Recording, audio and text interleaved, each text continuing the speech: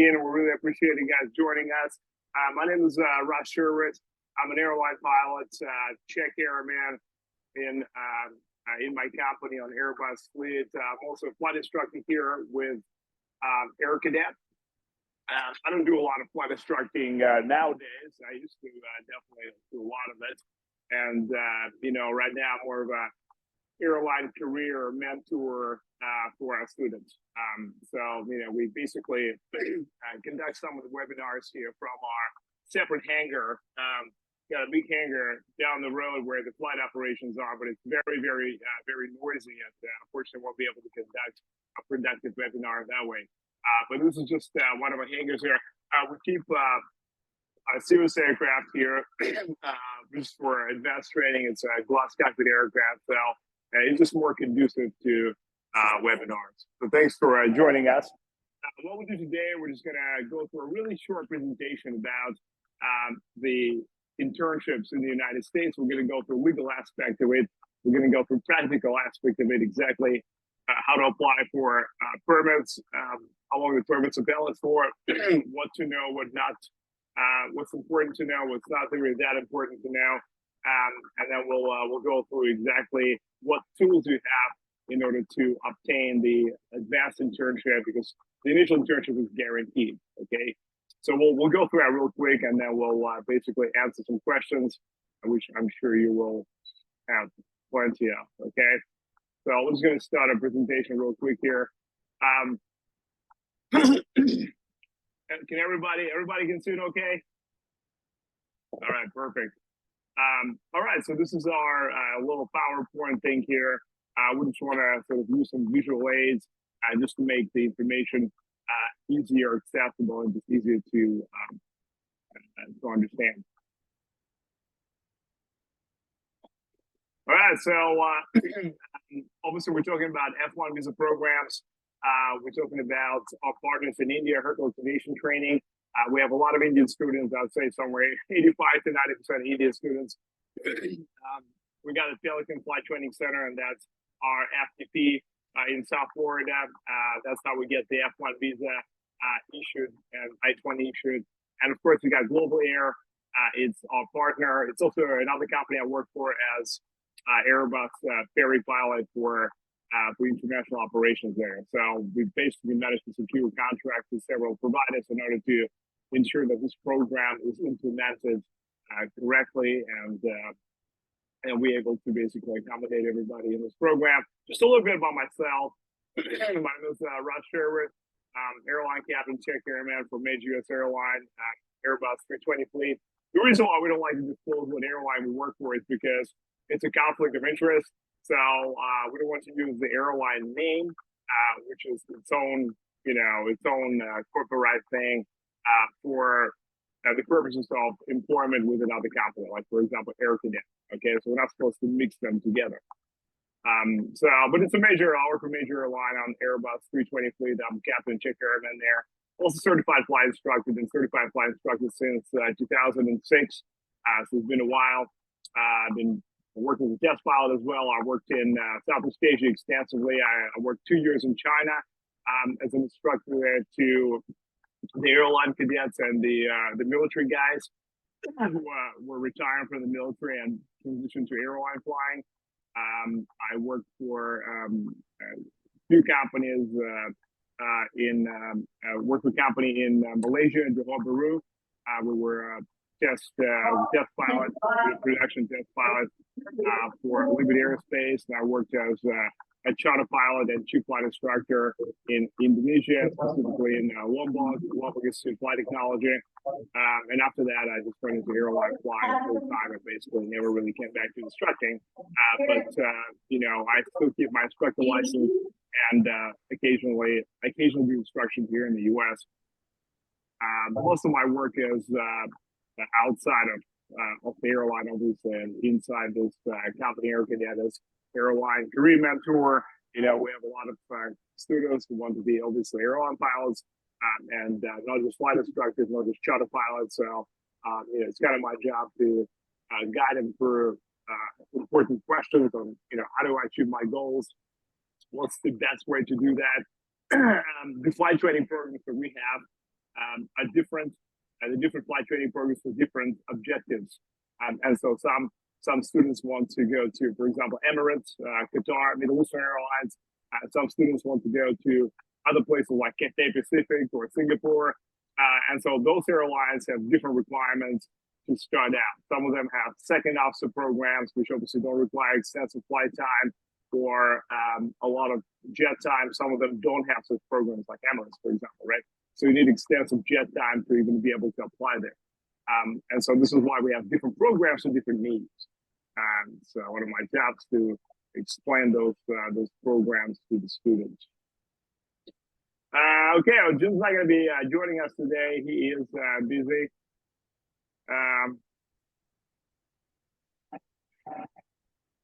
Okay, so we're going to skip the video. We're not going to basically spend too much time on that. Okay, so the whole purpose, we're just going to go through the purpose of pilot internships. Why pilot internships are important, right? Because if you do some research, you'll find that I would say somewhere around 98% of the flight training programs of the flight schools in the United States do not authorize internships, right? What you do is you come here on M1 visa, M as Mike, M1, and not F1 visa, F for Foxtrot, of course. And you do your flight training here. It's fairly fast. It could be slow, depending on what kind of flight school you enroll, vary about it. If it's in the South of the United States, it'll be very fast. If it's in the North, like New York, it'll probably be slow because you're not going to fly much during the winter time. And so we basically have M1 visa program, which allows students to do flight training, but not internship, right? At Aerocadet, we don't really offer programs like that. We want to make sure that you guys are employable with whatever target airline you have in mind after completion of training. And that's why all the programs have an important internship component. And we actually have 3 internships, and we'll talk about them in a second. We'll talk exactly how they're structured and how they are executed and what's the best way to approach the internship employment here in the United States. And here we're talking about some of the airlines that definitely under advertise the requirements for application. For example, if you want to apply for Cathay Pacific, which is a very popular choice right now, Cathay is actively recruiting pilots, especially after COVID. They shrank tremendously during COVID, and then now they're coming back and they're recruiting a lot of pilots. The minimum requirement there is 250 hours and CPL. But everybody in the world, we're talking about thousands and thousands of newly graduated pilots applying to be considered for that position to fly for Cathay Pacific. And with 250 hours, unfortunately, you're not competitive, right? You're not going to stand out of the group of thousands of pilots who are applying. So you want to have much better qualifications, and definitely not just the CPL, but a full unrestricted ATPL. That's what's going to get you in. And of course, to get ATPL in the United States, you need to have at least 1,500 hours of flight time. And so today we'll talk about how to achieve that flight time in the US exactly, and how this whole thing works.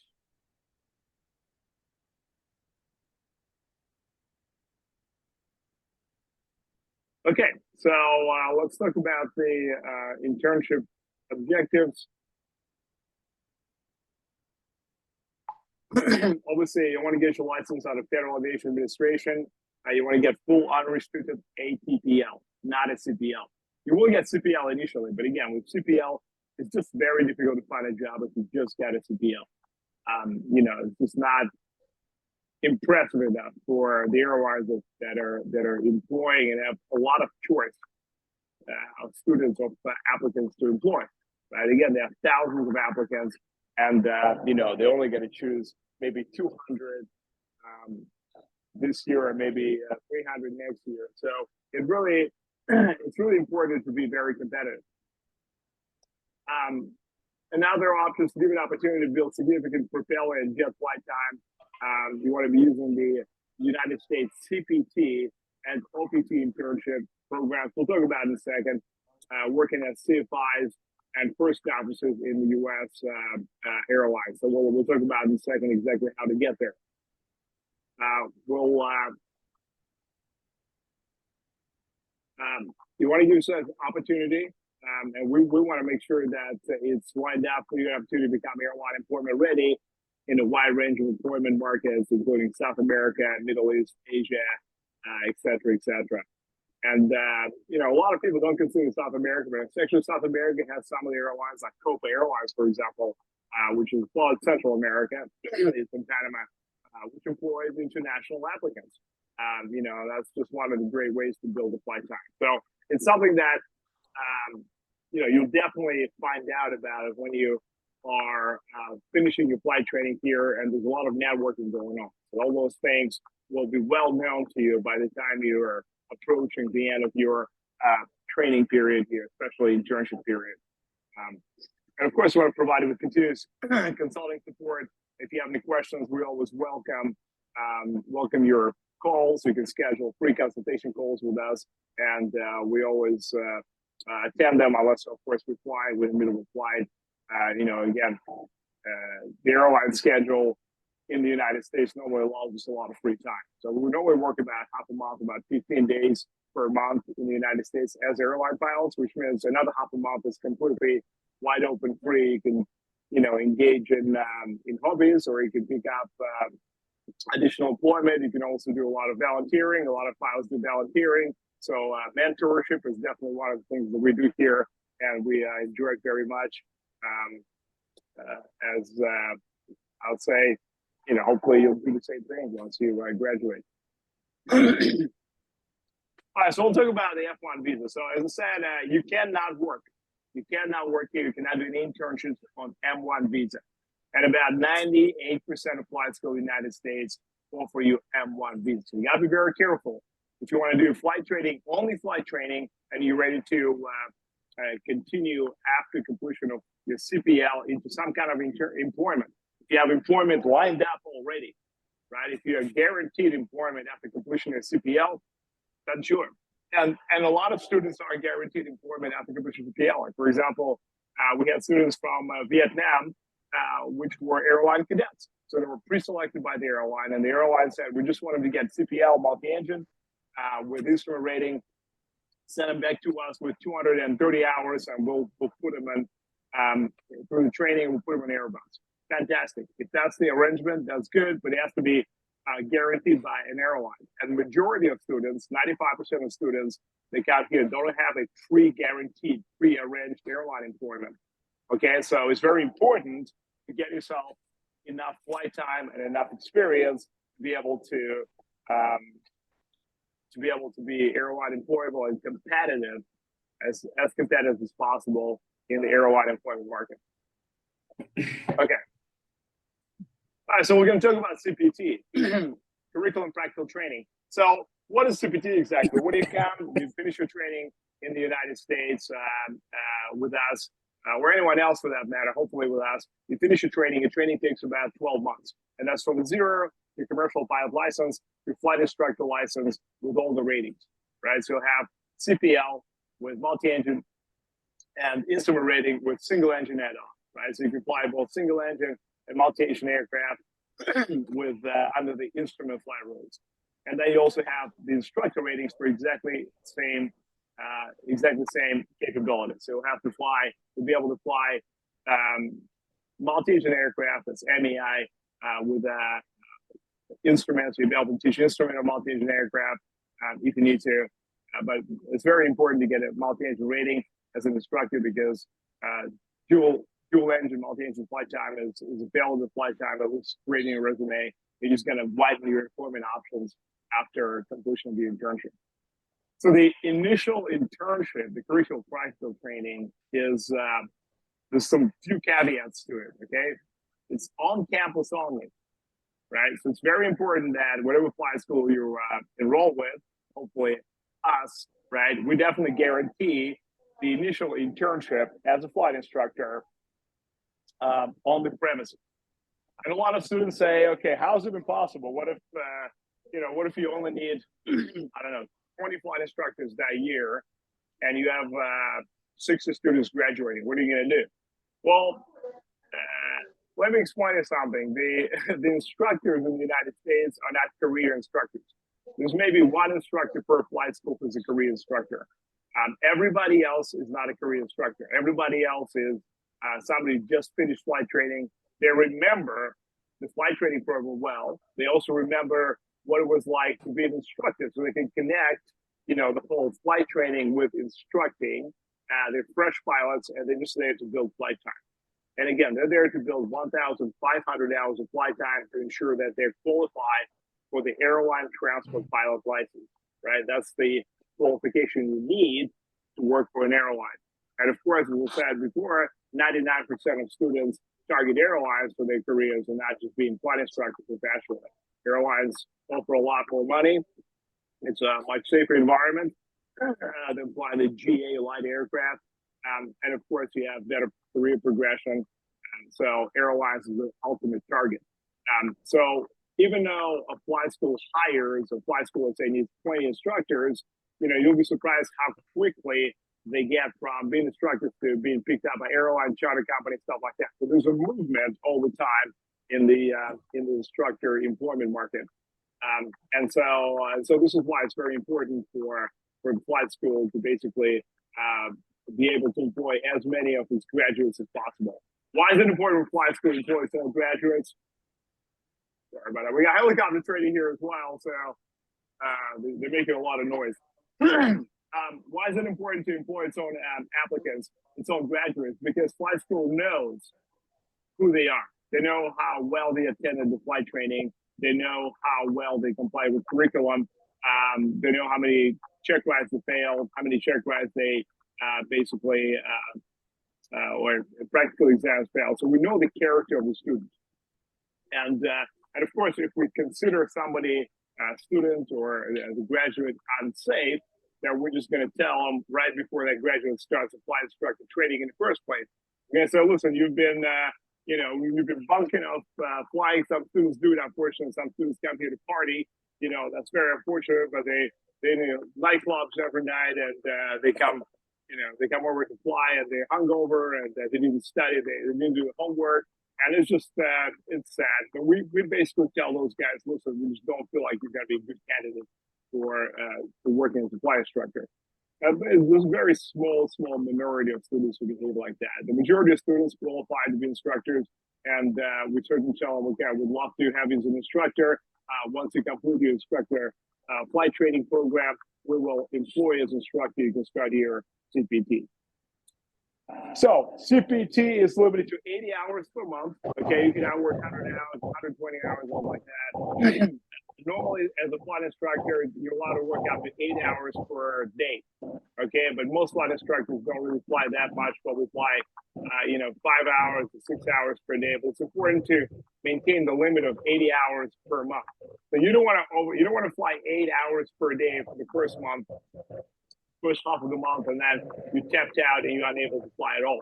Right? You can only can't really even go to work, unfortunately. So you got to pace yourself when it comes to flight instructor internship. And again, a flight instructor internship is supposed to be guaranteed by the school for the student, right? It's not normally possible to go and look for that job elsewhere outside of the school environment. So that's very important. So when you enroll into flight training, like for example, our integrated flight training programs, so integrated with internship, the internship is included, the initial internship is included in the overall program. The limit, there's some duration limits, 6 months minimum and 12 months maximum. 6 months minimum is because you cannot do your CPT internship as a flight instructor for 3 months and say, okay, I don't want to be instructor anymore. I want to go work as a charter pilot. Well, unfortunately, you can't do that. That would be illegal. You have to complete at least 6 months of internship on CPT, and you cannot exceed 12 months of internship. If you go over 12 months of internship, you will not be able to get OPT. OPT is another internship we're going to talk about in a second, which doesn't really have a limit. Okay, so you got to maintain a very good watch over how long you actually work, and if you exceed 12 months, you will disqualify for unlimited OPT. It's very important to understand between 6 and 12 months. After 6 months, you may want to start looking for, applying for internship outside of the college. as maybe a charter pilot or flying some other operation. We'll talk about it in a second. Okay, and so the previous internship, you're going to finish with approximately, let's say you did 11 months, right? You're going to finish with approximately 700, 800 hours of total flight time. Now, that's already significant flight time, right? Because you're going to finish your flight training with about 236 hours. That's the flight training curriculum that we have. And after that, you're going to work for about, let's say, 11 months. Even if you work not full 80 hours a month, you're still going to get about 700, 800 hours after completion of CPT. And so with this flight time, you'll be able to competitively apply for employment anywhere in the U.S. And you'll be able to apply as 135 charter pilots. So it could be 135 as charter operation, okay? So in the United States, we have 135, which is unscheduled charter, and we have 121, which is scheduled airline. So obviously at this point, you don't qualify to work for an airline, because to work for an airline, you need to have a full unrestricted ATPL, airline transfer pilot license, with 1,500 hours of flight time. In this situation, we're looking at about 700, 800 hours of flight time, so you don't qualify for an airline. However, you qualify for charter operation. You can do air taxi, you can do skydiving, mapping, agriculture, and stuff like that. The important part that we recommend is to find a job that has, where you're flying an aircraft that's at least dual engine aircraft, so you have multi-engine flight time, and if possible, get a turboprop flight time as well. So you can get to fly turboprop aircraft. Now, for the turboprop aircraft in the United States, you don't need type rating for most turboprop aircraft, for most light turboprops like Cessna Caravan, like King Air, C-90, Shorts 1900, things like that. And so, if you're able to do, for example, a skydiving, to work as a skydiving pilot on a Cessna Caravan is a turboprop flight time. You're going to log it, you're going to put in a logbook as a turbine time. And when you apply for employment with an airline, it's very important for them they have some turbine time. A lot of airlines like that. And so obviously, if you can get a job like that, fantastic. And we'll talk about strategies of getting a job, how to look for a job like this. We cannot help you to find a job, once you finish your internship with us. But we actively encourage you to start applying for a job after about 6-7 months, because there's a lot of low-hour employment opportunities in the United States, limited time employment opportunities in the United States for international pilots. So we'll talk about it in a second.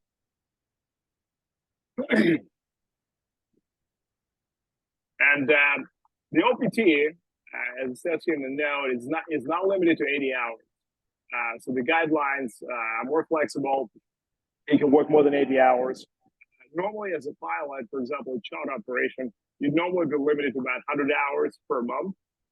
But still, that's significant flight time. So let's say if you work for a company that operates King Air, which is a King Air C-90, which is a dual engine, multi-engine aircraft, turboprop aircraft. So you're able to log multi-engine turbine time. You fly 100 hours per month, and you can do 12 months of internship.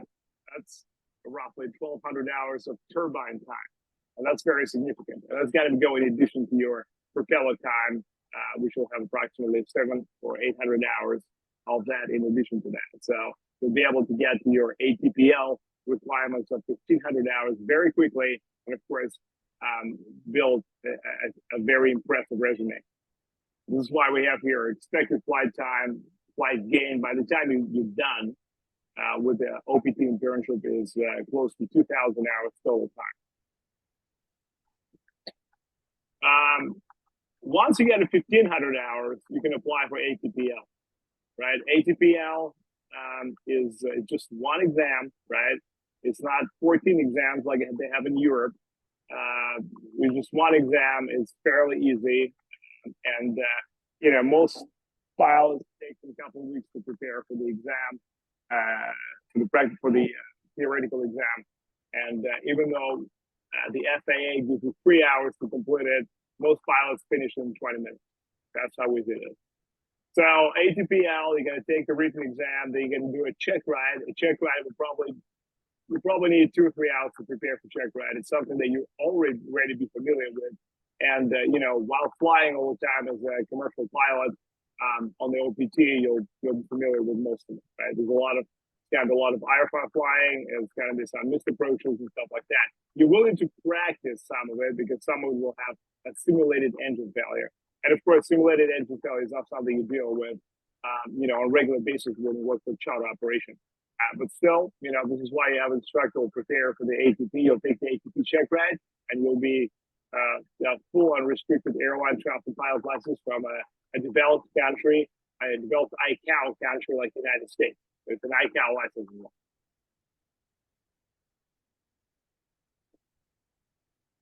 Okay, so a lot of important questions. A lot of students ask us, okay, I finished the CPT, I have 700 hours of total flight time, I finished my flight instructor internship. What do I do? Well, you have 2 options. Option number 1, if you want to, you can continue into your OPT as a flight instructor. And you'll be surprised, but a lot of students do. They say, well, I'm very comfortable here. I know everybody here. I like flying as an instructor. It's a respected flight time, a lot of available flight time. I just want to, is that okay if I continue under the OPT as a flight instructor with you guys? And most of the time, we're going to say, yes, absolutely, no problem. We need instructors, so that's fine. You can do that. The second option, and it's an option that we actually recommend, right, just for the purpose of your career development, is to apply for external operation somewhere in the United States. You're not limited to the school. Again, you're not limited to Florida. You can go anywhere in the United States. You can go to Alaska if you want, anywhere you want. Even Puerto Rico, right? Caribbean, you like Caribbean, you like warm weather. You got U.S. Virgin Islands. There's a lot of charter operations there. Alaska has a lot of charter operations. Alaska doesn't have a lot of roads.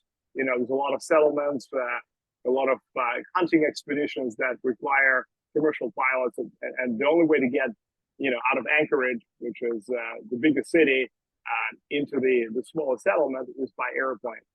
Right, so there's a lot of opportunities that you can utilize in the United States and basically work as a commercial pilot. And most of the time, they operate turboprop aircraft like Cessna 208 Caravan.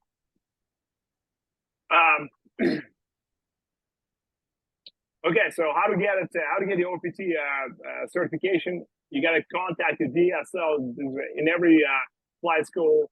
In every F1 visa flight school, there's a DSO, which is a designated school official, and basically they're the ones that dealing with all the I-20 forms and everything else, and OPT authorization. So obviously, make sure that you do that. Our DSO is Julia, who works with us in the Pelican Flight Training Center. So we'll obviously introduce you once you arrive here for flight training, and you'll know exactly who DSO is. We recommend you apply for OPT permit approximately 90 days prior to completing your CPT. Okay, so 3 months prior to that 12-month mark, you want to start applying for OPT. And that's if you want to stay the full 12 months. Of course, if you don't want to do the full 12 months, or do 6 or 8 months, plan accordingly. We also recommend you create a comprehensive LinkedIn profile because you want to start making those important networking connections. Okay, I give my LinkedIn profile to everybody. I probably have 1,000 connections, it's important to put all your skill set in there. So, just make sure you list all your licenses, your flight time, your experiences before that, because right now, a lot of companies are looking for candidates to join them by using a search criteria and LinkedIn profile. So, I think it's an important tool, and obviously a lot of students use that. Build an aeronautical resume. And so once we finish with that, we'll show you basically on our website, we have resume examples and explanations exactly what goes into resume, what doesn't go into resume. The resume standards are very different from, let's say, Southeast Asia, India, or maybe Arab Emirates and the United States. Some of the things that you would normally mention in India, for example, right? You put your picture in there, looking all official. You put your date of birth and stuff like that. In the United States, you're not supposed to take pictures and put them on a resume, right? Because that shows what background you are. You know, you could be black, you could be white, and stuff like that. And so the employers prefer not to have that information on the resume because, you know, U.S. is a very litigious environment, and people could sue other companies. You know, applicants can sue companies in case they don't get a job. You know, stating that they were discriminating against based on the color of the skin and stuff like that. So they just don't want this information at all in the resume. If they see that information, they might just discard the resume, put it in the bin as if they never received it. Same thing goes with date of birth. You know, it's there's a thing called ageism in the U.S. So I know it's very important to know how old you are in Southeast Asian airlines. You know, when they look at your employment. But in the United States, it's one of the things that they ask you not to disclose. Okay, so and when you go to, I'll show you exactly what we have the resume building tool on our website, aerocadet.com, which explains all that information. So it's very important to sort of go through that and build your resume correctly for the United States. Once you leave the United States and once you work elsewhere, you know, Singapore, Cathay, Air India, and stuff like that, then obviously you can do whatever is required by those airlines. But in the U.S. environment, the U.S. is different. It's also important to get character, professional references from whoever you know. So let's say, for example, you just finished working as a flight instructor. Get your peers, get your colleagues. They're also flight instructors that maybe studied with you in the same class to write your reference letters. Okay, and there's many examples of reference letters. The reference letter normally says, okay, this is the guy that I know, Mr. Singh. You know, he's been a great flight instructor, phenomenal student. I've flew with him many times. He's dedicated, he's determined. You know, he has tremendous ethics when it comes to employment. You know, he's a huge aviation enthusiast, things like that. Okay, the more of those letters you get, the easier it's going to be for you to get a job. When you apply for OPT, because the employers look for those reference letters, they look for character references. So we definitely recommend to get as many as possible. If as a student, while you're studying, you can get it from your flight instructor. This guy is going to say, yeah, he's one of the best students I've ever had. You know, he's always prepared. He's always on time.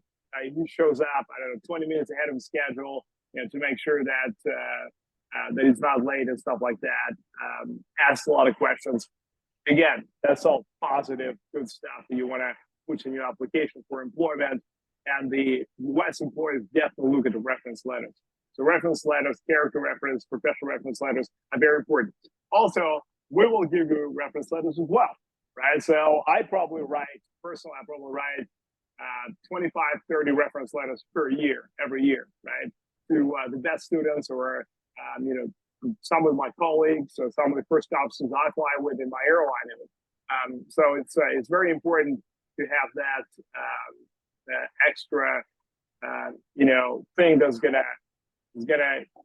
give you leverage and basically make you stand out of the rest of the applicants. Also, it's important to join professional pilot organizations. Now, why is it important? It's not like you're going to be doing anything there. We're talking about AOPA, EAA, PPA, YA, OBAP, and stuff like that. I'm sure you know AOPA and EAA, but Y is actually women in aviation. So if you are a lady, if you're a woman, you know, if you join that would be definitely beneficial. So, you know, the applicants to the companies that will look at your resume are going to see the member of Y. And that means you're taking things very seriously. You're partaking in extracurricular activities, and you know, you're involved in probably educating other women about the Korean aviation, stuff like that. So a lot of employers like that.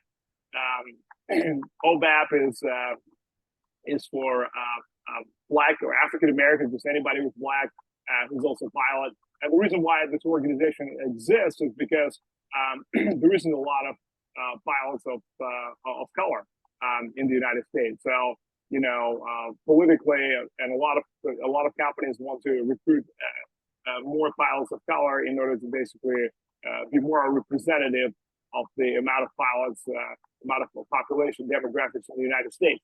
So about 13% of U.S. population are African American, people of color, and I would say maybe 2% or even less of airline pilots in the United States are people of color. So basically, OVAP is one of the organizations that targets to increase the amount of people of color in the United States airlines and charter companies and stuff like that, in order to be more fair, to be more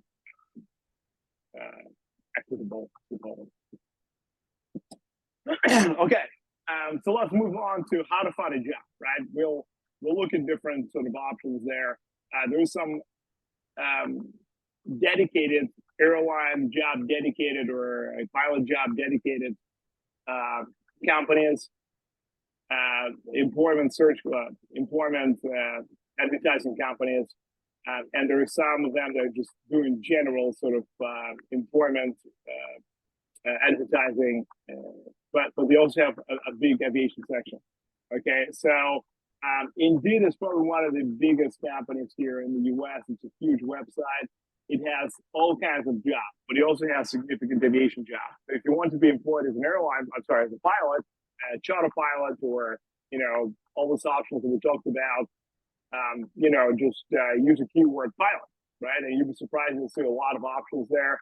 So Indeed is one of the good ones. Glassdoor is definitely one of the bigger companies. Again, it has a big aviation section as well. So just because it's not fully about aviation doesn't mean there's no pilot jobs advertised in there.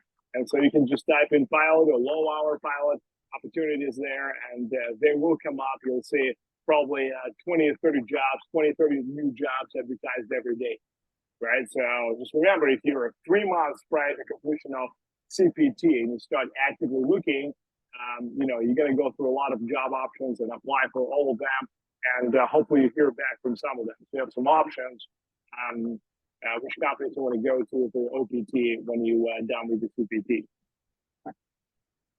AFJ, all flying jobs, right? All flying jobs are another great platform. It's obviously dedicated specifically to aviation jobs. It has a fairly big, low-hour pilot section. So those are the jobs, pilot jobs that require to have, anywhere between 1,000 and 500 hours, right? Sometimes even less. So it's somewhere around 500, 600 hour mark. As I said, by the time you finish your CPT, you're probably going to be at 700, 800 hours. So you should be able to apply for a majority of those low-hour jobs, and hopefully be successful in the application. Simply Hired is another big company. Again, it specializes in recruitment for all kinds of jobs, but it has a big aviation section.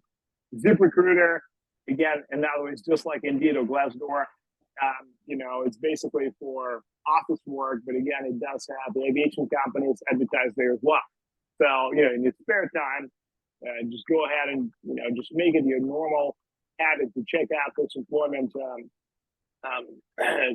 websites and look for pilot employment. And of course, if you see something appropriate, apply for it immediately using your properly constructed, properly built resume. PCC, Pilot Career Center. It's a very important website. Please write it down, remember it, check it out. Pilot Career Center actually has a tab where it says new pilot, right? It means that somebody who's fairly new, who's got, somewhere between 500 and 1,000 hours of flight time, and what kind of jobs are available right now for new pilots. So if you go to PCC website, you'll be able to basically browse specifically low-hour pilot positions. And again, when I say low-hour, it's anything between 500 and 1,000, right? Anything below 500, that's extremely low-hour. And most of the time, it's very difficult to find jobs that have, the one pilots with less than 500 hours. That's why it's so important to have internships. Very, very important. All right, pilot jobs, right? That's a website, pilotjobs.io. Remember that, pilotjobs.io has all kinds of employment options. It's worldwide employment, but also in the United States. So of course, if you're looking for OPT opportunities, then you're going to look at the U.S. section. But you'll see employment options anywhere in the U.S., Europe. I'd say probably around 75% of it will be in Europe. So obviously it's not applicable, but out of 75, 25% will be in the United States. So that's very important. Biz jet jobs, right? If you have 800 plus hours, you'll see a lot of opportunities there, and that's for pilots who want to get jet time. Now, of course, that's the best option, right? If you're able to get jet time, and jet time is pretty much always multi-engine. Jet time is very few business jets are not multi-engine. Maybe a Cirrus Vision jet, that's the only one I can think of that has single engine. But the rest have multi-engine structure, so that's got to be a multi-engine jet flight time. That's the best thing you can do. And normally the applicants there started from 800 plus hours, you can start applying. So if you want to stay on the CPT instead of 6 months, you want to stay a little more. You want to stay all the way through a 12-month period and certainly get about 800 hours by the time you get there, then that's an opportunity for you. You might be able to secure a business jet job. The obviously for jets to fly jets in the United States, you are obligated to have a type rating, and so type ratings are fairly expensive. Now, the good news is that most companies in the U.S., business jet companies, offer you free training, right? Most business jet companies do not ask you to go and pay for your own type rating.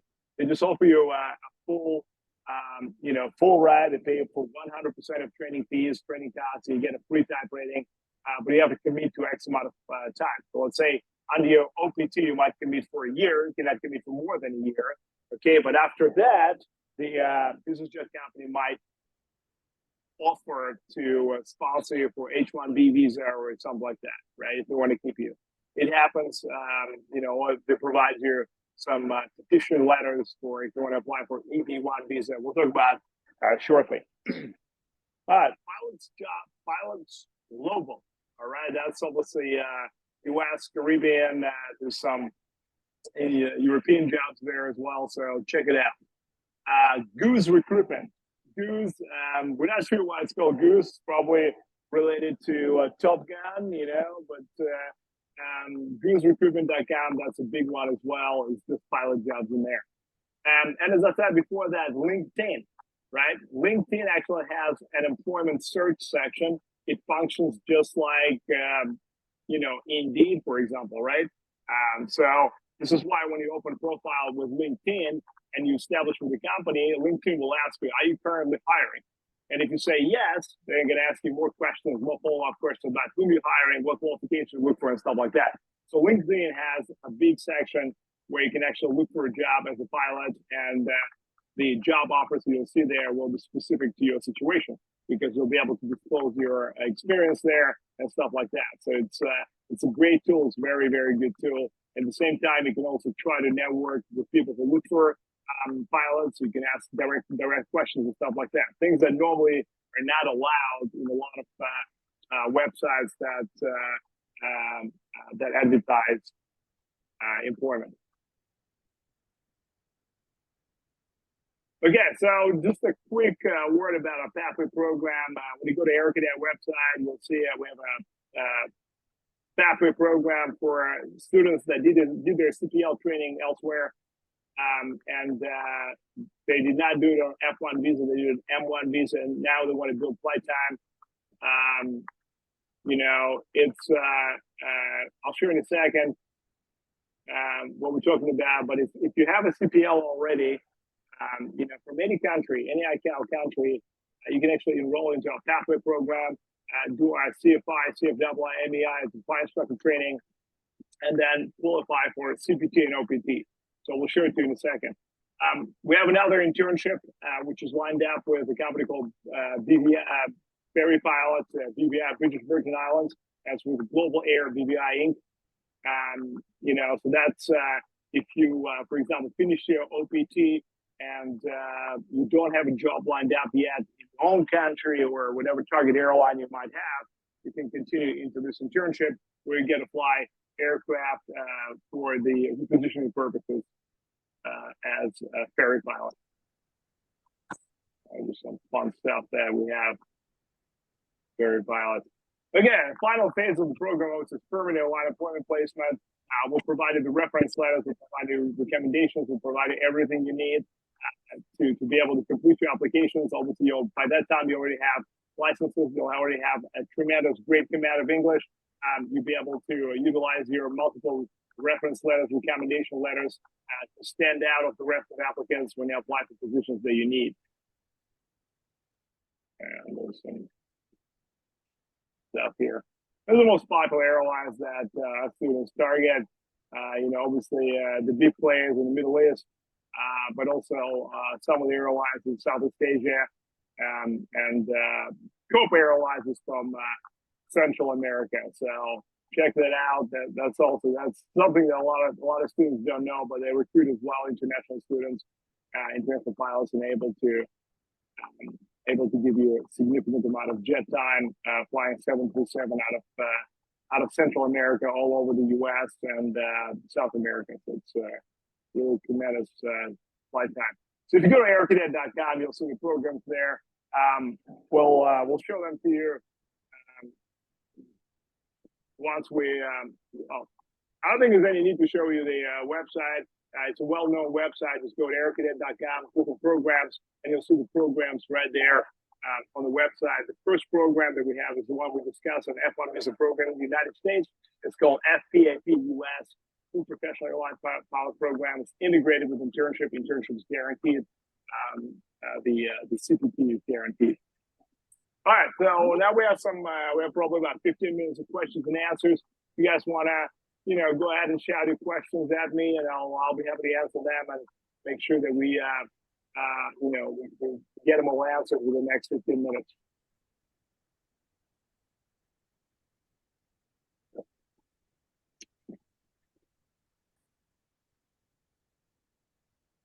If there's no questions, hopefully that means everything was very clear. I'm very happy if you don't have questions, but I'm sure somebody has questions. So just go ahead and unmute yourself, and you can ask a question, and we'll all be able to hear that. And by the way, all of this, all the webinars are recorded, so we're not able to convert that into just a regular YouTube format file the same day or day after. And we'll obviously put the link to that file on our Facebook profile. Hello. Yes, go ahead. Hi, sir. My name is Israel. I have a question. Yeah. I have a question regarding CPT and OPT. Okay. You say that among the CPT phase, we would choose rather to be a charter pilot.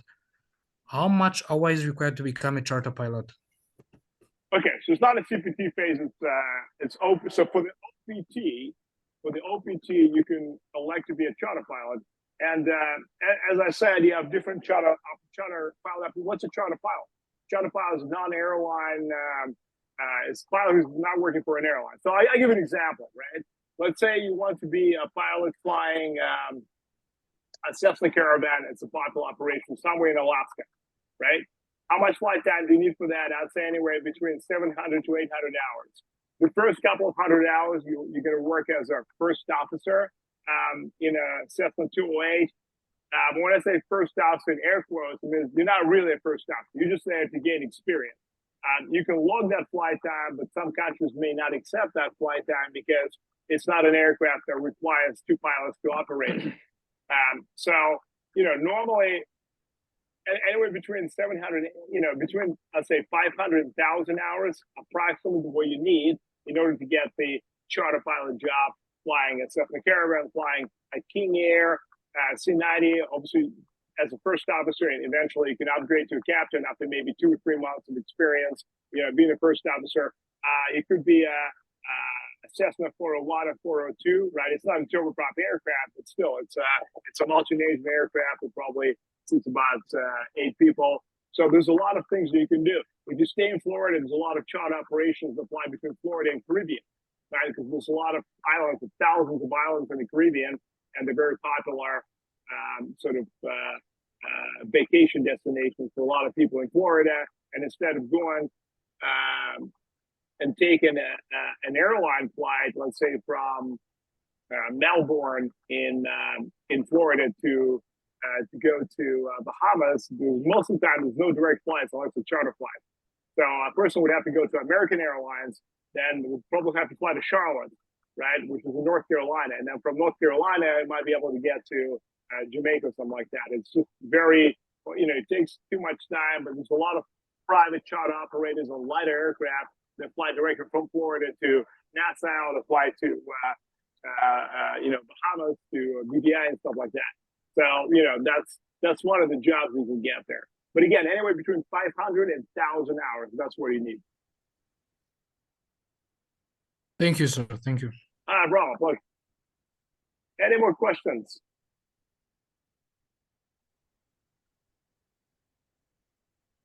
Well, while we're waiting for anyone to ask questions, let me just go ahead and share the.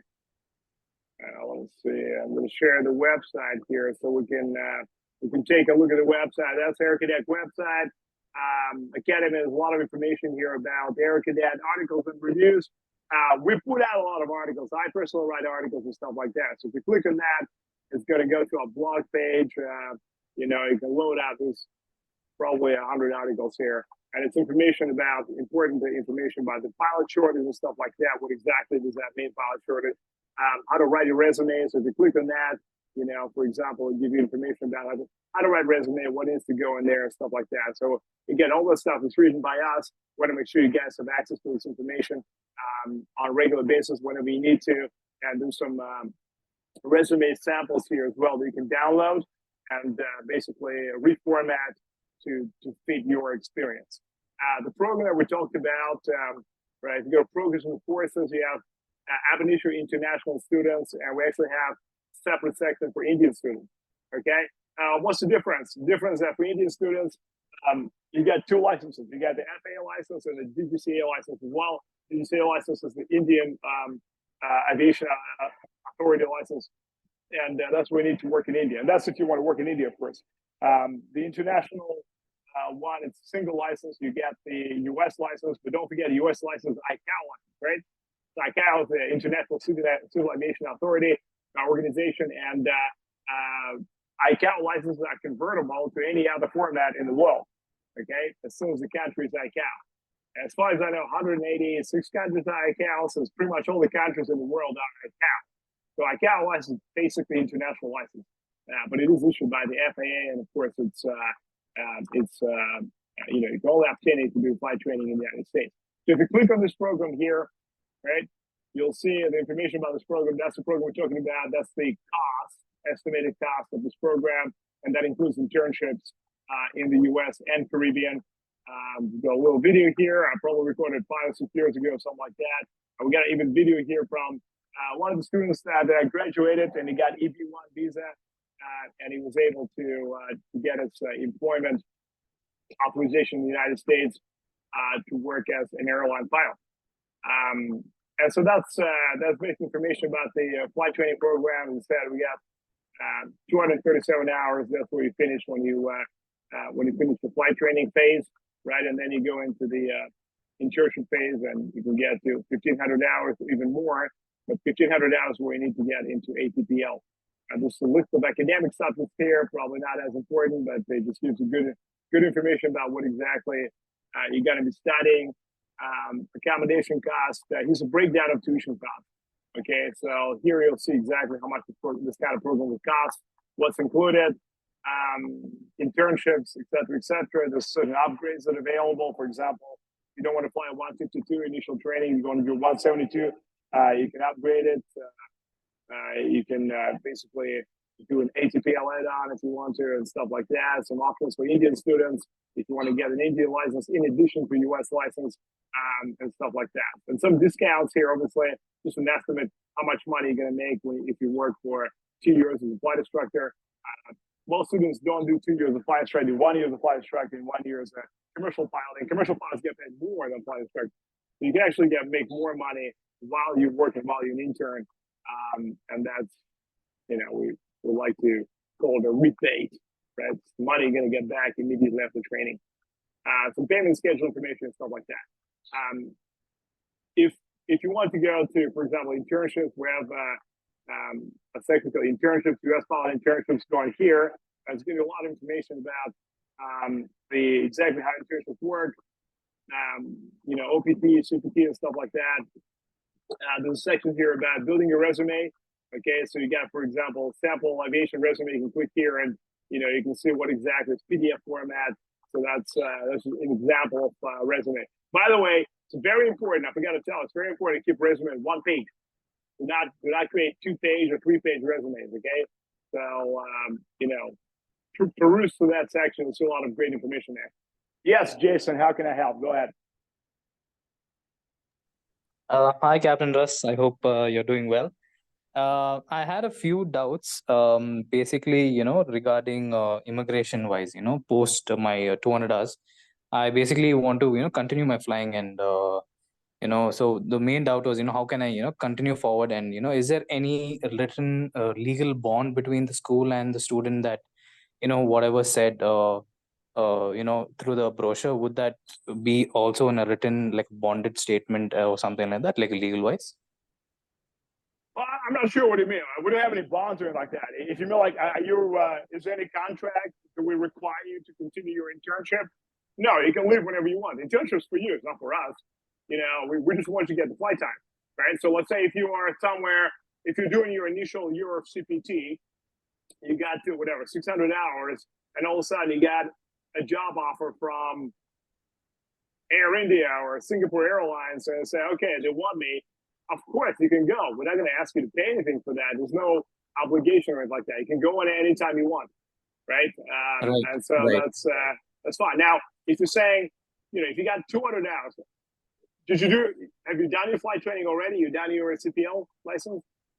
Negative. I'm just looking forward to, I'm looking at various schools, and Aerocadet was one of the options. So I meant as bond, as in would the school and the student, have a bond as in a legal document saying whatever the school says would be fulfilled under this stipulated time, for contract. Example, instructor. If you do a contract, of course. No student is asked to pay any money for anything unless there's a contract. So of course you have a contract. We have like a 12-page contract. It has all the internships outlined, terms and conditions, et cetera, everything's outlined there. Right. Some of the terms and conditions outlined there is actually the quality of the instructor. Okay. So for example, again, if you not you personally, but if a student's bunking off flight training, it doesn't show up to his lessons as it's supposed to. He had like maybe 5 failed units or failed, maybe 3 theoretical exams and failed maybe 2 or 3 practical exams. Just not taking it seriously, right? Or he just has a tremendously awful aptitude for flying. We will tell him that or her that, and that's got to be towards the end of finishing the CPL. And we're going to say, hey, we cannot employ you at this point because we just don't think you are safe. You got to be a safe flight instructor. A flight instructor is going to be responsible for their own life and the life of the student. Okay, so we want to make sure it's a mature. I say mature. I mean, it's not somebody who's acting like a crazy person and partying every day. Okay, somebody who's actually safe and showing themselves to be a safe operator of aircraft, and we can entrust that person an expensive airplane, and what's even more dear to us is the life of the student. Right. So, so as long as the student, complies with all those, the things which I'll mention, only then the program would be completed in total, right? If it's a normal student, yes. If the student is not taking things seriously or just simply unable to adhere to the flight training curriculum for one or another reason, it could be a personal reason. Look, we don't ask students to take pilot aptitude tests here. Those are self-financing. Okay, so some of the students might come here and they might have naturally very, very, very bad pilot aptitude, right? Hand-to-eye coordination, just general sort of situational awareness and stuff like that. Sometimes it happens. I'm not saying it happens a lot, but it happens sometimes. Okay, and that's and even if they try to take it very seriously, they still are failing. Okay, they're not able to comply. They're not able to adhere to the flight training curriculum, and even with additional training, they're still struggling big time. They will know about it definitely. they'll know about it. And by the time they finish in a CPL, if they're able to finish the PL, we'll let them know, listen, we're very, very sorry, but we just don't think you're going to be a good flight instructor. So you can continue with the flight instructor training, but we're not going to be able to employ you. And the terms and conditions of that, exactly how many failures you're allowed to have, will be in the contract. Okay, you cannot have like 3 or 4 failures. That's a lot of failures for the flight training program. Normally students have maybe one failure. A lot have 0. Okay, so it could be a personal reason. It could be just attitude. It could be aptitude problem, right? It could be attitude problem. Attitude problem is just when somebody is just very, very difficult for them to be a pilot because they just don't have the aptitude. The attitude problem is somebody's partying all the time. They can't hear their parents pay for everything, and they're just out, enjoying themselves in the nightclubs. So it's both those problems. The majority of students, right? I feel like 90% to 95% of students are not like that. 95% of students, normal students. Okay, so if you're part of that majority, you got to be okay. Right, that makes sense, Captain. And also, I had one last question. Sorry, I have a friend who's completed his CPL from India, and he's looking forward to kind of continue his flying hours maybe in the US or Canada. So, is there an option for someone like him to join Aerocadet post his CPL and Yes. then continue? Yeah, absolutely. So you go to our website, aerocadet.com, programs and courses, click on the career development programs, right? And so you'll see career development. You have a pathway program to FAA TPL for ICAO CPL holders. So I presume your friend is ICAO CPL holder. Click on that, right? And so here, and this is the cost of the program. What is this program? The program is a conversion of the license from ICAO, whatever, for an ICAO license, right? If it's ICAO, it's still convertible. If it's not ICAO, it's not convertible at all. They have to start from 0, right? And again, most countries are ICAO. There's very few exceptions. But a good example of what's not ICAO is a military training. If you're a military pilot, for example, from India, right? Military training and military flying is not ICAO type of flying. So, that's impossible to convert into another license, which is ICAO. But again, in your situation, of a guy who's got ICAO CPL from DGCA, India is part of ICAO, so that's easy to convert into the FAA format. So we convert it, and then he has to study for about 6 months to get his flight instructor license with all the ratings. So here's the outline of the conversion of this program. Right, you enroll, you get the FAA commercial pilot license. That's the conversion.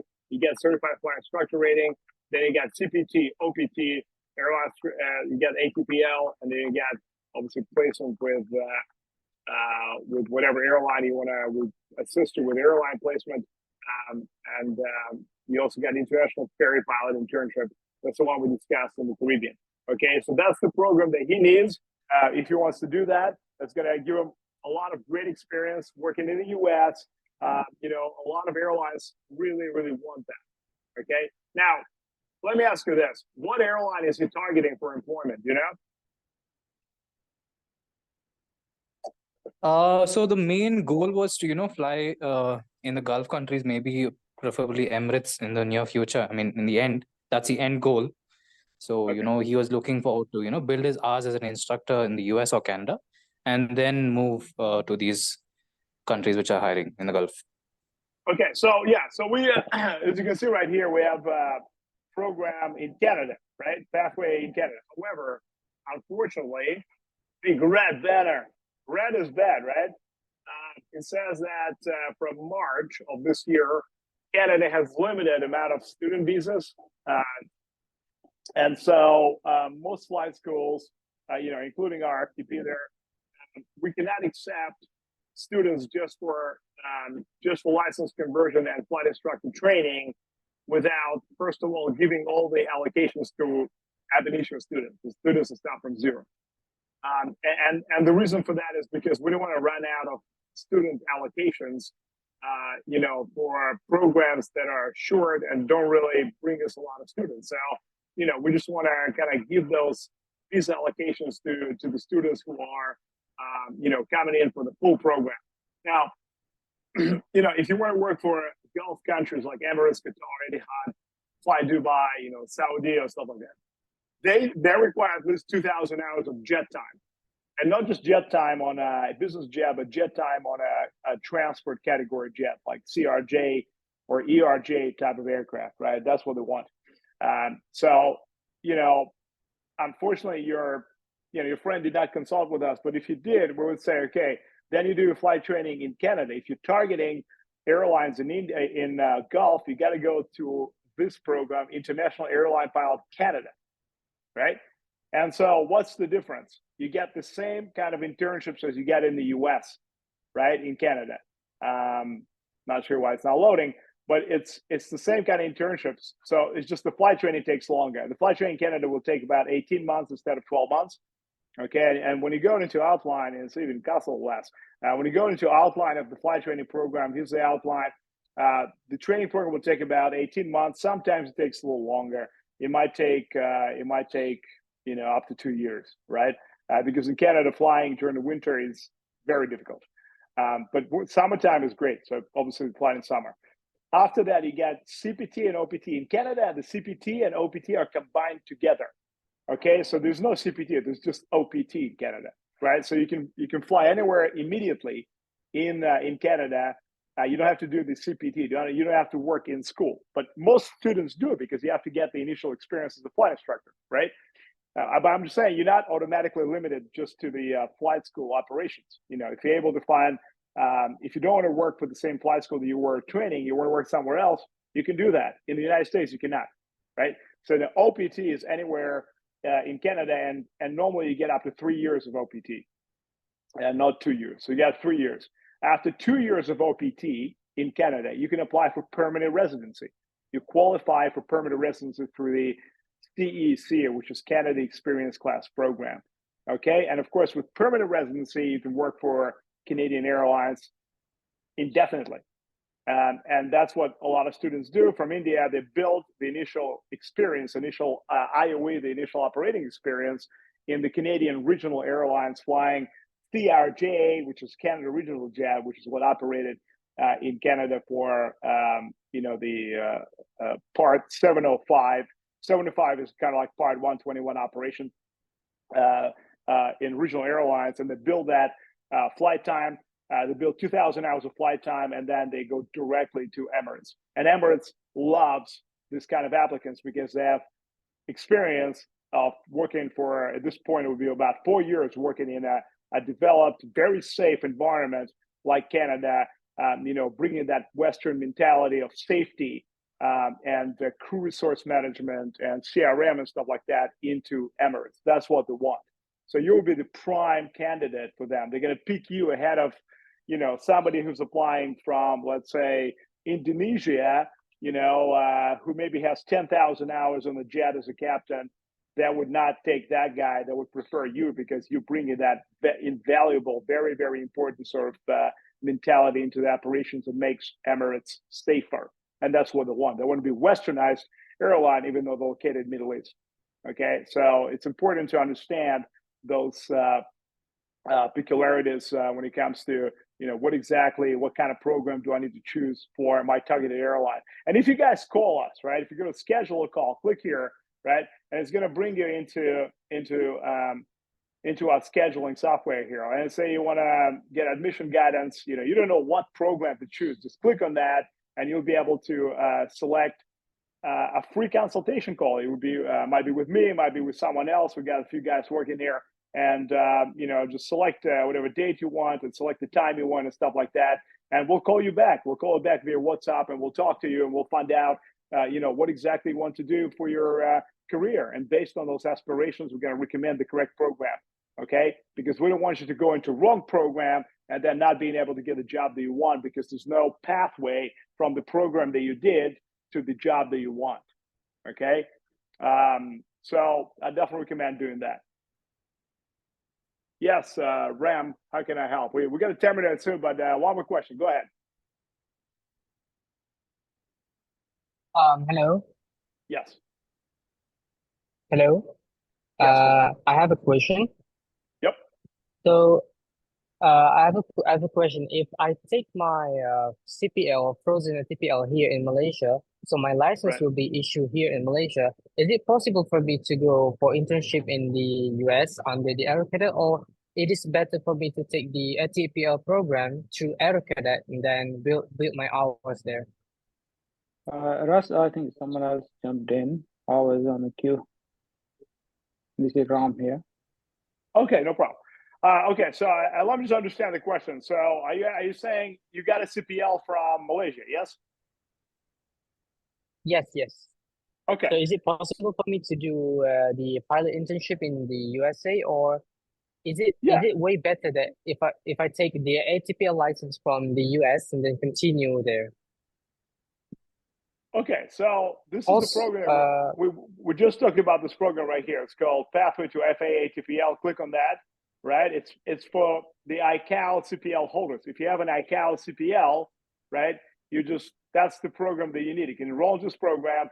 You're going to convert your license, right? It takes like maybe a month to convert your license, and then after that, you got to study for your CFI, CFAA, MEI, which is instructor rating with all ratings, and then you'll be able to study work as an instructor on a CPT after 12 months and OPT up to 12 months. Okay, that's the kind of thing that I understand you asking. And then at the end of that period, you can take FAA ATPL license. You cannot take FAA ATPL license unless you have 1,500 hours, right?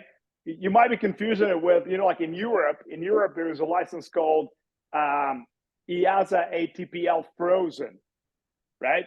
Yeah, the frozen ATPL, and then we don't have frozen licenses in North America, not here, not in Canada. There's no such thing as frozen. Okay, you cannot take ATPL frozen. We only have CPL license, and then once you get to 1,500 hours, you can get ATPL. Okay, there's no such thing as ATPL frozen. We have restricted ATPL, and that's for military pilots or graduates of 4-year degree programs. But again, they're very different. Like, for example, military pilots can get a restricted ATPL if they have 750 hours. And if you graduated from a full 4-year degree program in aviation from a university that's been certified by the FAA, there's very few of them, right? Then you can get ATPL at 1,000 hours. Okay, but that's it. It's a very small difference. Normally, you have 1,500 hours to get ATPL in the United States, unrestricted ATPL. And that's what you're going to get by the time you finish your internship on OPT, right? CPT, OPT, ATPL. Make sense? Makes sense. All right. So what about the CPL program in Aerocadet? How much is it? Right here. So you go in here, programs and courses, international airline pilot program in the United States. This is the integrated program, which gives you CPL, CFI, right? Because you need CFI, you need instructor license in order to be able to work on CPT, right? You cannot work on CPT without CFI license. There's no way.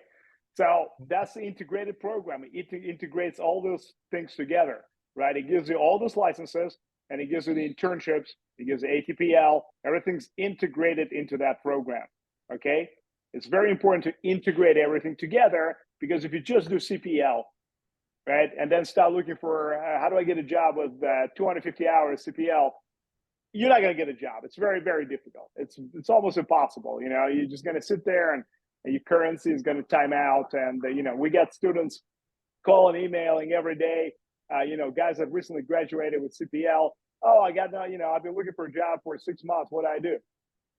You can enroll into this program that we have here, Pathway to ATPL for CPL holders, if you want to, or maybe get a different.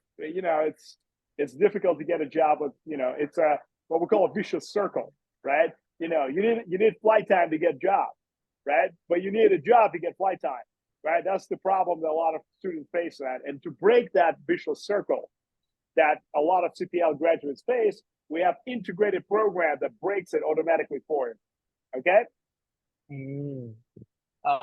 So the CPL program, the cost, is it included? Is it included with the accommodation, or? It is. Yeah, the accommodation is included. Of course, we don't want you to be homeless, right? We don't want you to come here and live under the bridge.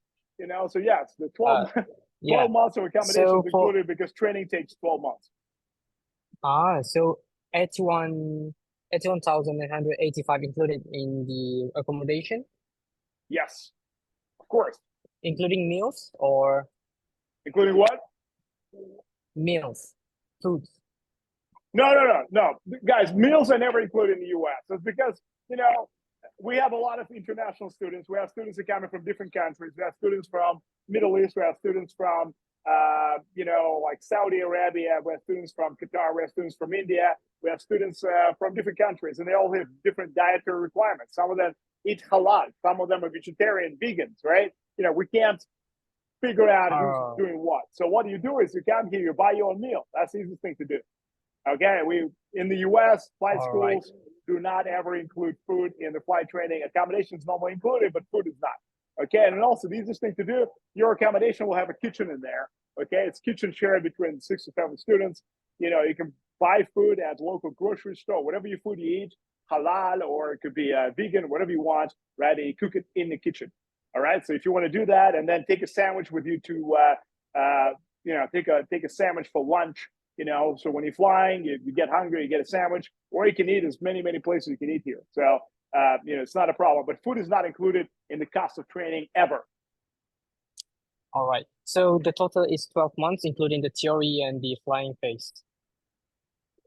The flight training takes 12 months. After that, you got 2 years of internship, right? An extra year of Caribbean internship. So really, it's about 3 years. A lot of students don't use the 3 years. They just use maybe 2 years, or use 1.5 years because they get job offers before they finish all the internships, right? Because you start getting realistic job offers by the time you get to about 1,000 hours of flight time. You start looking internationally, you start looking at different airlines, right? Because eventually you want to get to airlines. And so, if you get an airline job with 1,000-hour mark, fantastic. That's why we just want to make sure you have the security that allows you to get those jobs to build as much time as possible while you don't have a job offer from an airline, right? I think a couple of years ago, EVA Airlines started hiring really actively after COVID, anybody who had like 500 hours. So we lost a lot of students to EVA because they were setting up to do 2 years of internship, but they left after like 8 months, 8 months, they were gone because they got hired by EVA. Congratulations. We're only happy for you. We just want you to get the airline job that you dream of and start building that big jet flight time. Okay. But in case that doesn't happen, we don't want you to just sit there at home and do nothing, and lose your currency, right? We want you to continue working. You got to keep flying, never stop flying. That's the important thing in aviation. As soon as you stop flying for, a year or so, then you're going to lose your currency and you're going to have problems with employment. A lot of employers ask you, how many hours did you fly last year? Last 12 months, how many hours? And if the answer is 0, they don't want you. Okay, that's an important thing to understand. So, once you start flying, don't stop. Okay, that's why we have integrated program, integrates the CPL with internships and everything else. You just keep rolling, keep going, keep building that flight time, keep flying. That's what employers want. They want an active pilot who does not stop flying. All right. Any other questions? We'll need to terminate in about 5 minutes. Hi, sir. Hello. Oh, this is Israel again. I just wanted to ask you, you said from 0 to CPL and getting the CFI is going to take almost like 12 months. And after that, we have to go for CPT and OPT. Yes. And you mentioned that when we are coming, we'll be coming under the M1 visa. And after that, we can get the F1 visa. No, that's incorrect. You come on F1 visa from day one. From day one, it has to be M1 visa, right? F1, F for Foxtrot. F1. F1 visa, yeah. Oh, okay. If we are coming on F1 visa, then why are we not allowed to work if we are still on F1 visa? You're not allowed to work for the first 12 months. That's the U.S. law. We don't make laws here. We just kind of abide by them. But the first 12 months, you're not allowed to work. You're only allowed to work in the U.S. after the 12-month period on the F1 visa. Okay, so in Canada, for example, Canadian student permit allows you to work immediately in Canada, right? That's why a lot of students love Canada. They want to get there, they get a job immediately, and that's fantastic. They start making some extra money. They pay for the education. They pay for not education, not allowed to pay for education, but you're allowed to pay for your accommodation, food, and stuff like that. In the U.S., you're not allowed to work for the first 12 months, and the flight training takes 12 months. So really, by the time you're out of that, period when you're not allowed to work, you're going to start your CPT anyways. And so, you start making money after 12 months. Okay, my second question is, if I have like enough funds to cover my first 12 months, like all the training and the living cost, can the CPT or the OPT trainings help me to pay the remaining fees for the program? Okay, so you're not allowed to, when you apply for the F1 visa, the US consulate wants to see they have all the funding for the cost of training and accommodation. If you don't, they're not going to give you a visa. Right? Simple. So you have to have funds. That's the amount you must have right here, 81,985 plus food. Right? Food will probably cost you $5,000 for the first 12 months if you're conservative. Right? So you want to have about $87,000 realistically when you apply for F1 visa. Okay, if you don't have that money, either on personal account or as a student loan or combination of anything you want. You might have some students have sponsors, like their uncle is giving them $50,000. Fantastic. It has to be placed in escrow account, which will be dedicated for payment for flight training. Okay. So, if you don't have that money, you're going to apply for the visa, you're going to get rejected. So that question is kind of moot, because you're not allowed to pay for your academic fees from the money you make from internship. And also, you're not going to make a lot of money. Right now, the pay is about $20 per flight hour, the internship pay, of flight and ground hour. So any hour you work, you're going to get about $20. Okay, so let's say you do a maximum of 80 hours per month. If you calculate it, that's $1,600 a month. That's not going to be enough to pay for any kind of academics or training or anything like that. It's going to be enough to pay for your rent, right? Which you probably on shared basis is going to be around $750, $800 per month, and food, which again probably be around $500 or so. A lot of students get a car, right, because they want to move out of the student campus by the time they're done with the training, right? So they don't want to live with students. As an instructor, you don't want to live with students in the same apartment, right? It's not the right dynamics. And so they just move out and they want to have more privacy, and they buy a car, and a lot of them buy a car immediately after arrival here. And you can get a car here for $1,000. It's not expensive. Or they buy a motorcycle or they buy a scooter, right? Again, we're in Florida. It never ever snows here, so you can ride a scooter every day, throughout the year. And a scooter is like $500, okay? And then, before you leave, you can sell it on to the next student and, get all your money back, basically. But what I mean is that you get more flexibility after 12 months, and you can kind of budget accordingly, okay? But you cannot make money before that. You can make money after that, and it's not going to be enough to pay for any kind of academics or anything like that. It's just going to be enough for you to live fairly comfortably and get that flight time flowing. All right? Thank you, sir. Thank you. Sir. All right, guys.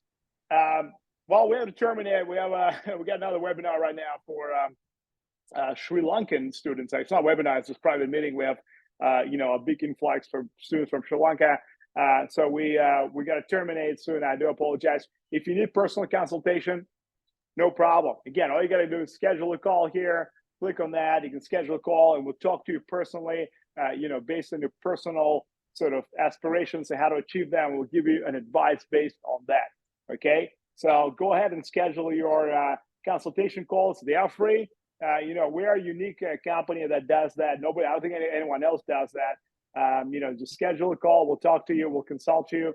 We'll spend, 10, 15 minutes talking about your aspirations. We'll give you tools to achieve them. And then with all the information, you can make a decision. Okay. We're not going to pressure you to sign up for the program right now.